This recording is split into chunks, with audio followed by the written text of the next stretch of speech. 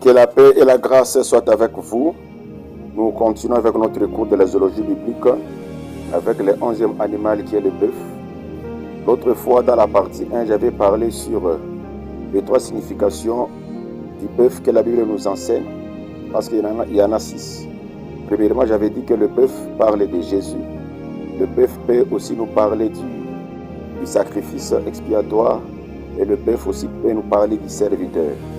Écoutez cette vidéo, il y a des enseignements enrichissants. Et aujourd'hui, nous voulons ajouter les autres 3 enseignements que le bœuf nous parle et nous enseigne. Si vous n'êtes pas encore abonné, nous vous demandons de vous abonner pour ne pas rater les autres leçons. Que Dieu vous bénisse abondamment. Alors, quatrièmement, pour aujourd'hui, nous parlons que lorsque la Bible nous parle du bœuf, il nous parle de la force, il nous parle de la vigueur, il nous parle de l'abondance. La force, la vigueur dans le travail et l'abondance. Lorsque nous lisons Proverbe 14, 4, la Bible dit « S'il n'y a pas de bœuf, la crèche est vide ». C'est à la vigueur des bœufs qu'on doit l'abondance des revenus. Donc nous avons dit qu'un bœuf peut symboliser les serviteurs. Cela signifie que la présence d'un serviteur de Dieu évoque l'esprit de la force dans le travail pour arriver à l'abondance. Le bœuf nous voyons la force, nous voyons la puissance, nous voyons ce travail qui nous amène à l'abondance. Un serviteur de Dieu doit travailler durement dans l'église, voire dans la vie des fidèles, dans le but d'avoir tout en abondance. Parce que c'est le travail qui procure l'abondance, comme nous dit Proverbe 14, 23, Proverbe 18, 9. Le jour de la Pentecôte, l'apôtre Pierre laboura la terre comme un grand bœuf vigoureux. Il y eut l'augmentation d'environ 3000 personnes qui avaient été gagnées au Seigneur. Acte 2, 41. Donc le bœuf doit nous enseigner la force, l'effort, les sacrifices, l'abnégation, le dévouement, la vigueur, l'amour que nous devons impliquer dans le travail spirituel comme dans le travail physique pour que nous ayons les revenus. Un enfant de Dieu doit travailler et doit avoir l'amour du travail parce qu'il est écrit dans 2 Thessaloniciens 3, 13 que celui qui ne travaille pas ne mange non plus. Les apôtres nous ont enseigné l'amour du travail. Oui, les apôtres nous ont enseigné l'amour du travail.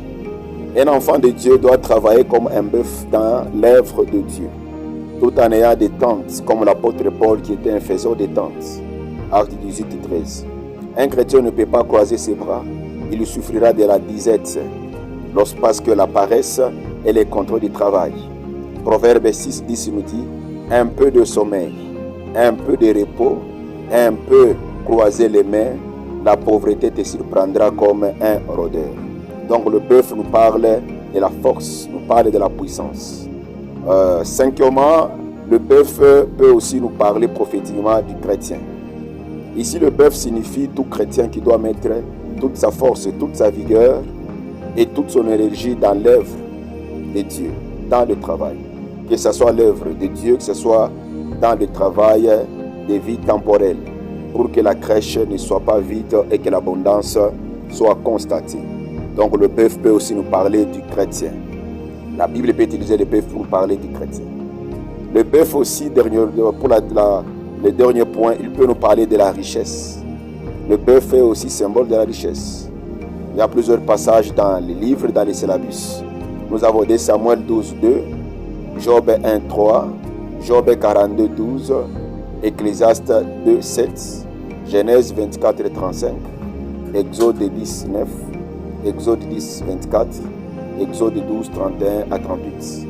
Là, on nous dit par exemple dans le livre de Job que Job avait 7000 brebis, 3000 chameaux et 500 paires de bœufs. Donc nous allons voir que le bœuf nous parle aussi de la richesse. Donc le bœuf nous parle également de la richesse et la bénédiction dans la vie des enfants de Dieu. Donc nous pouvons aussi voir l'enseignement sur la prière. Que Dieu vous bénisse abondamment. Si vous n'êtes pas abonné, vous pouvez vous abonner. Prochainement, nous allons parler du taureau. Que Dieu vous bénisse abondamment. Commentez, partagez la vidéo. Posez-nous des questions. Nous sommes disponibles pour vous. Que Dieu vous bénisse abondamment.